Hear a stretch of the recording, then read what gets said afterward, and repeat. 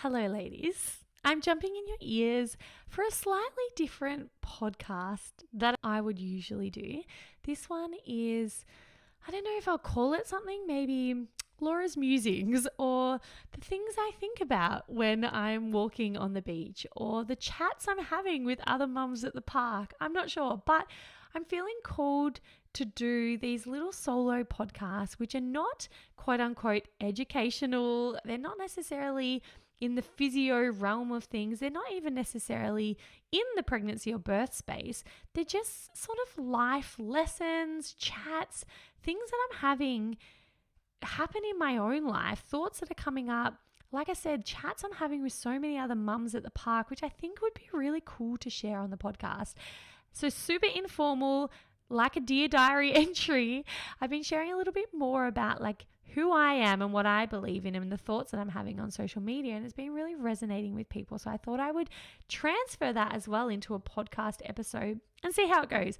I might never post this. I might never share this because I think, oh God, too scary, too vulnerable. But I just think it's cool to share our thoughts and to feel like we're in community with each other. So I just write down these things in my notes section of my phone all the time. So I've got so many thoughts in there and ideas and things that I'm pondering on. And I'm just going to talk out loud because I just think this may resonate with someone and it may not.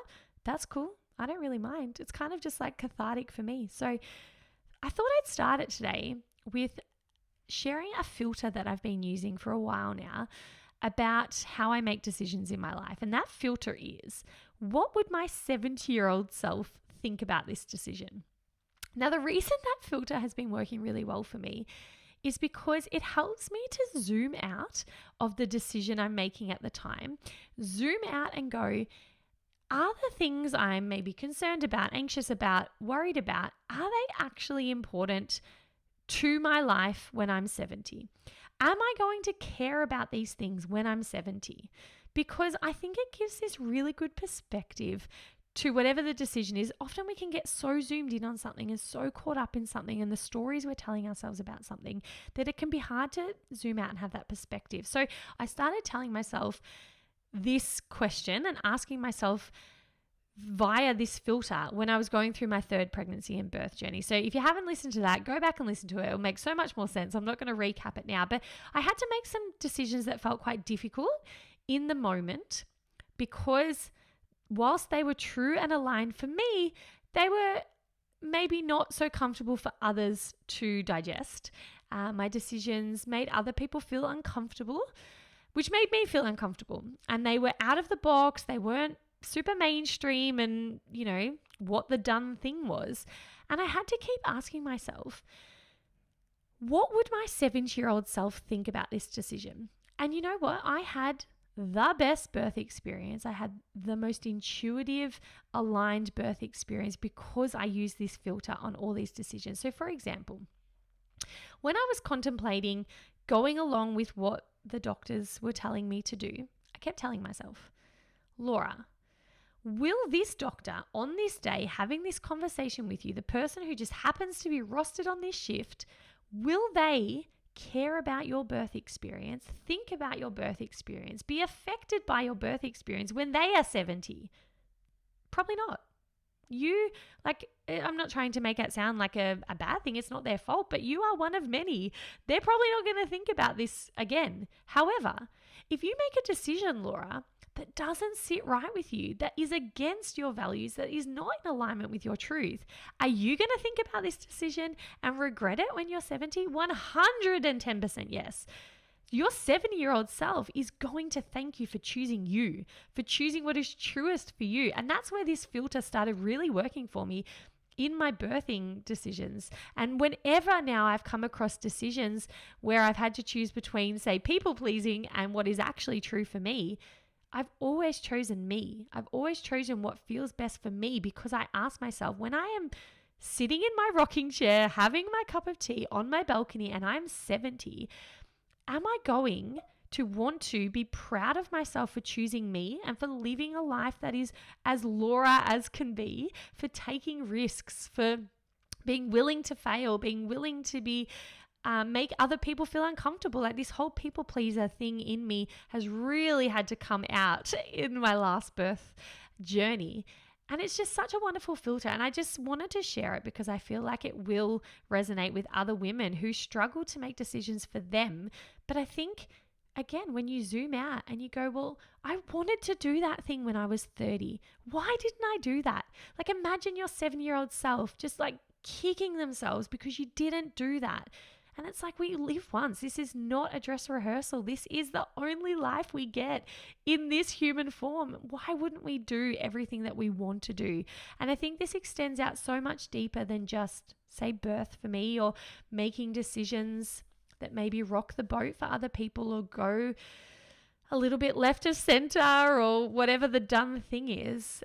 For example, imposter syndrome and taking a leap of faith in your business or in your life, like traveling, moving countries, going to live somewhere else, starting a new business. All these things I think can bring up that self-doubt that, oh, who am I to talk about this? Who am I to, try these things? But again, if you think about that person in the rocking chair having the cup of tea when they're 70, aren't they going to wish that you tried those things? Aren't they going to wish that you did not give a flying F about what Joe Blow around the corner thought about your decision, that you did not care about what people might think? Because at the end of the day, you probably don't even know those people by the time you're 70. They probably have such little bearing on your life. They've gone on their own journey. And imagine if you made decisions to please the people around you and you got to 70 and you thought, how unimportant was that? I so should not have done that.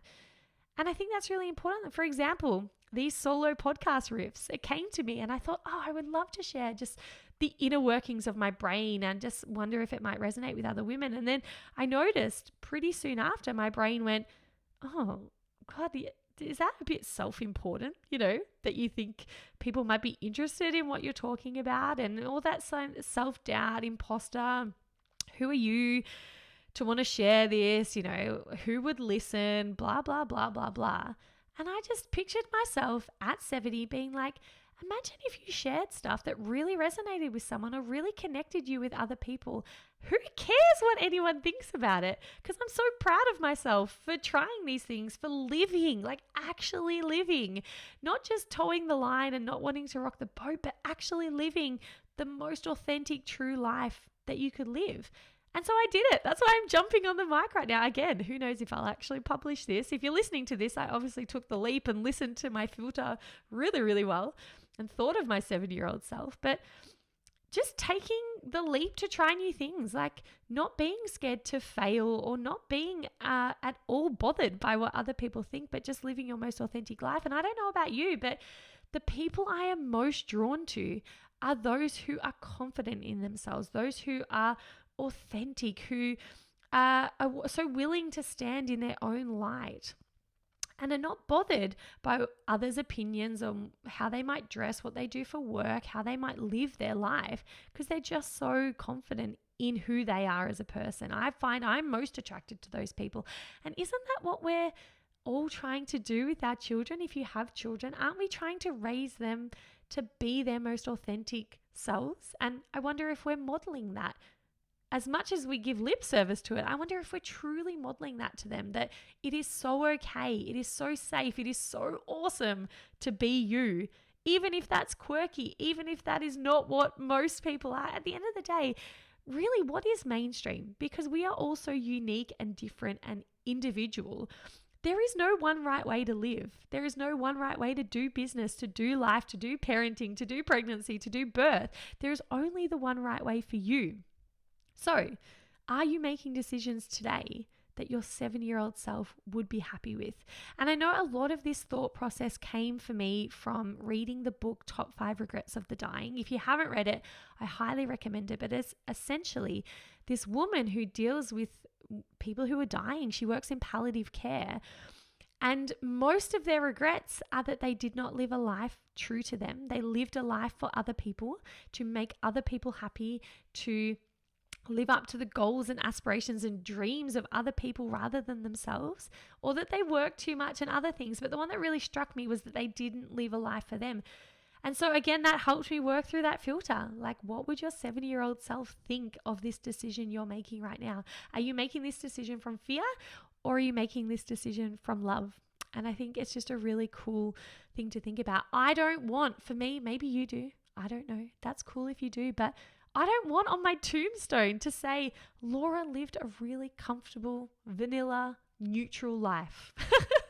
Like, I want to take risks. I want to try new things. I want to fail spectacularly. Like, I just want to live and live for me and drop trying to live for what other people think or what society tells us you should do. You know, just dropping the shoulds in general. And like I said, it started really much with my birth experience, dropping what I thought I should do, what was really palatable to society, and instead choosing me. And I think once you choose you and you start doing things for you, that feeling, it's like your whole body just sighs and it goes, finally, you're living authentically. And I just felt so good, and you get so addicted to that feeling, and it becomes really hard to go back to people pleasing. It becomes really hard to do what somebody else wants you to do if it means abandoning yourself, because it does not feel good. So it was really important for me to get a taste of that, because I can't go back now. I'm just going to be as quirky and uniquely Laura as I possibly can be, because it feels so good. And my son asked me the other day, we were talking about death, and you know, it's a topic that's coming up, and he said to me, Mum, when are you going to die? And so I was like, I don't know. I'm not sure when I'm going to die. It could be tomorrow. It could be in a year. It could be in 50 years. And I was just trying to educate him. And look, maybe he's too young and it's totally lost on him. But I was trying to explain to him that it doesn't really matter how long we live for. It's about how well we live. And this is just all wraps up to this same sentiment. Like, are we living well? Are we thriving? Are we living our most true, unique, quirky, individual lives for ourselves, not for what other people want us to do, but for ourselves? Because if we are, epic. You've won the lottery. You've hit the jackpot. That's all you need to be doing. Doesn't matter how many years you do that for, as long as you do that.